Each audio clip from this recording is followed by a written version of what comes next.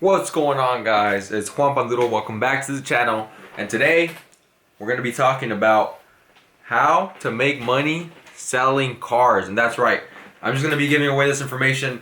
I know a lot of people have courses on this. I know a lot of people who are selling this as a product, but it's really not that complicated. You shouldn't be paying for this information, and I'm going to be giving it away for free. So stay tuned and make sure to drop a like, drop a comment, and let's get this video started. Blow like a Lambo, my boo's a Bugatti. I live like a movie, young opportunist. Used to make changes to hang with the coolest, but now I'm the coolest. That dude that will do it, that dude who will fuel the movement. Watch as I do this. I'm good in my lane though, hand in my hand.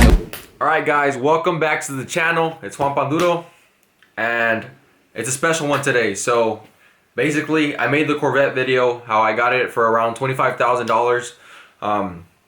Again, C7 Corvette, $25,000. So how do you find these deals? How do you value these deals? Where do you find these cars? So if you are in the marketplace or just want to learn how to buy and sell a car and make profit, as in make money, then you're in the right place. All right, the first thing is understand your market. So if you live in California, if you live in Arizona, Colorado, wherever you're at, you have to understand your market. Because without understanding your market, you don't really know what cars are selling for. Or how much is a BMW selling for? A BMW 335i, how much is a Camaro worth right now? So again, this is all dependent on the market. Just because Kelley Blue Book, which is where dealers gauge how much they should sell their car for, Kelley Blue Book isn't always the best source because the market is not willing to pay that price. A lot of dealers look at KBB, which is Kelley Blue Book.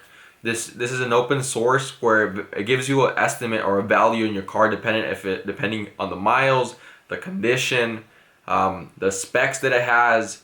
But again, people aren't willing to pay more than the market right now. So when you're looking at your market, for example, I'm in Arizona. So if I want to purchase a vehicle, then I'm going to go either to a dealer, which I don't recommend at all. I'll explain that later in the video. I'm going to go to Craigslist, which is if you're trying to buy used cars, pre-owned, whatever you want to call it, basically not right off the lot with 0 miles, because the moment you take a car off the lot, it's going to depreciate. And I think that number was around 15%. But I'll put the number up here or up here, just so you guys know that going with the dealer as a person who does not own a business, it's not the best thing for you, because you're actually going to lose money on the interest that you're going to pay and the amount of money that that car is worth right off the lot. If you turn around and sell it back to the dealership itself, they're not going to give you what you paid for it. Nobody's going to give you what you paid for. So that's why I stay with my market. I understand the used car market, the pre-owned market. I understand this market because I've done it. I've sold cars for a profit, and I continuously do this as like a side hustle, just because it's a really good income when it comes to building and generating different types of revenue sources. So yes, you can work a full-time job, you can buy and resell cars, and you can do a lot more things on the side. But with the car game, it's either you're using one or two cars, but with the car game, it's more of how many cars can you really have on hand in order for you to sell. And again, every single state does have a limit. So in Arizona, you can only sell up to 5 to 6 without having a dealer's license. So 5 to 6 during your whole year. So now let's go into where do you find the cars, right? And again, right now I'm going to be talking about used cars, pre-owned cars, and the sites that I really like to look at and what I personally go and find is I use Craigslist and OfferUp.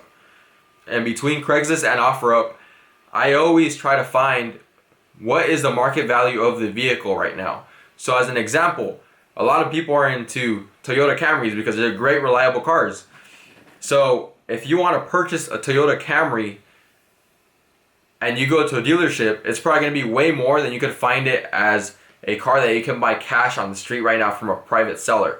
A private seller is someone like me. If I was a seller, right, you would give me money for the car, and I would give you the title of the car as ownership. And again, you would take the car off and it's your car and it's all beautiful and you have a new new whip. They start where the market is. Look on Craigslist, look on OfferUp. So if you search, you want to understand the conditions of the car. What I mean by the conditions is the car's title status. So you could either have a branded or clear title. So what that means is if the title status is clean and clear, that means it hasn't had any accidents, there hasn't been a wreck, there hasn't been any violations. The car is basically in good shape, good condition. But when a car is branded, meaning it could be restored salvage or salvage, that means that a car has been in a wreck and their insurance reclaimed it. It can also mean that someone scratched it and the insurance company didn't want to pay for that paint job. So usually what they do, if it's a very expensive vehicle and say like there's minor hits, minor damages, scratches, some vandalism that occurred, then they're not willing to pay for that paint job or that body work because it's so much money. So they rather just cash out the buyer, put that car through auction, and that car is now sold as a salvage vehicle through an auction. And then people like me, people like you can actually go to an auction where they sell these vehicles that are crashed, they had vandalism, maybe they're missing a wheel, maybe they're missing all the wheels, maybe you can't even drive them, because I've seen cars like that.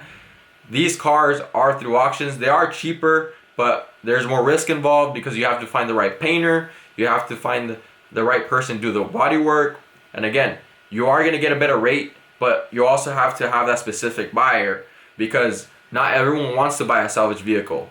And there's a big market for salvage vehicles. If you look on Craigslist or OfferUp right now, I could guarantee you a lot of newer cars are salvage and they're cheaper than the market for a clean and clear title. And it's because they had to go through this process of rebranding the title, and it's not on par with clean title status. But you can make money off of it, so it's up to you to decide what you want to do with that. But back to the example of the Camry or any vehicle, you want to understand the condition of the car. So we went over title. Now you want to look at the mileage. So the mileage on average for any car, usually if it's under 100,000, it's very good depending on the year again. When you're looking at mileage, because that's a big thing, how healthy the engine is. If you have a car that's 200,000 miles, then it's about to clock out at 210,000 miles. You're gonna have to replace the whole engine. So as someone who's investing in the car, you don't want to buy a car with high mileage. The moment you do that, you're at risk to losing a lot of the money that you invested, because what if the engine goes out on you? A whole new engine and work on that engine is gonna probably rack up to $1,000, and that's with someone who does a cheap job. If you go to your dealership, I don't even want to talk about the numbers right now. Mileage has a lot to say about the vehicle. For example, if I was to sell this Camry, as we're gonna go back to the same examples, if I was to sell this Camry and I had a 2015 Camry with 40,000 miles, clean title, and then I had a Camry same year with 150,000 miles, and I had the same price on them, which one would you choose? You would probably choose the one with the lower mileage because it's a better vehicle at the end of the day. So you're gonna be seeing vehicles that have higher mileage that sell for less. But again, that's depending on what you want to buy, because if it does have lower mileage, you're probably going to be spending a little bit more, but maybe to you that's a better investment because there's potential for you to sell that vehicle for a profit, because more people are going to be looking for that lower mileage vehicle. You also want to be looking at the condition of the car, the body work. Does it need new tires? Does it need any oil change? What's missing from the vehicle? So these are things that you're gonna have to go through and see on your own. It's gonna be a little bit intimidating at first, because if you don't understand what cars are like on the inside or what things are missing on the outside, maybe a fender liner, which is where the wheel goes on a car, on top of that, there's black covers. Usually if they're in an accident, people don't put them on. So maybe that could indicate it was in an accident. The more that you start doing these transactions with individuals and you start learning your market, start learning how cars are, the more familiar you're gonna be, and it's gonna guarantee more of your success. So title, mileage, condition of the vehicle. Now you wanna start looking at how does the car run. Usually if it's a newer car, you don't have that much risk, because if it has lower mileage and you take it for a test drive and it's all good, then it's less risk. You can always take someone with you. If you are gonna buy a car from a private seller, then you can take a mechanic. If you know a mechanic, you know your brother's a mechanic, your uncle or whoever, just take them with you. It's not a big deal. But this is the most important part. If you're looking to make money on a car, you have to make sure it is under the market value, because at best your car is worth at market. Meaning that if you buy it at market, you're probably gonna sell it at market or below market. Because if you want to get rid of it fast, sell it below market. If you want to break even, sell it for what you got it for. So when you go take the car for a test drive and you test it out, everything's good, everything checks out. Again, go back and look at title, mileage, condition. How does it run? Does it need new tires? Does it need new body work? Does it need anything? And that's when you start negotiating the price. The price is at $5,000. The price is at $10,000. If it's missing tires, and they're about to go out within the next year, then that's another $400 in tires per se. So you start negotiating that price down. If it's missing paint somewhere, maybe the bumper is chipped, again, that's probably going to cost you around $200 to paint that bumper. I have to talk, hey seller, I see that your car is missing this, it's missing this. However, I do have this much amount of money right now, and if you're willing to take it, I'm willing to work with you. Because understanding that it's going to need this amount of work, I can't give you what you're asking.